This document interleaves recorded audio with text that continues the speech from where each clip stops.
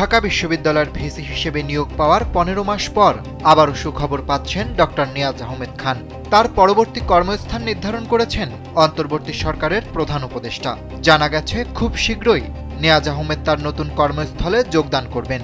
ডেনমার্কে বাংলাদেশের পরবর্তী রাষ্ট্রদূত হিসেবে দেখা যাবে তাকে। রাষ্ট্রদূত হিসেবে ঢাবির এই ভিসিকে নিয়োগ দেওয়ার প্রক্রিয়া প্রায় শেষ।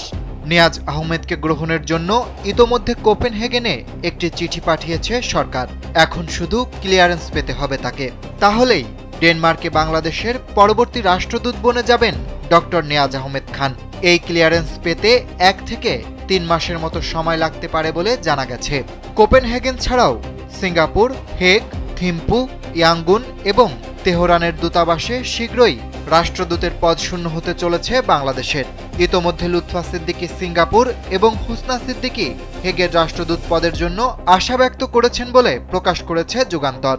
তবে পররাষ্ট্র মন্ত্রণালয় থেকে এটা জানা গেছে যে ওইসব স্টেশন নিয়ে আলোচনা চললেও এখনো কোনো ফাইল ওয়ার্ক শুরু হয়নি।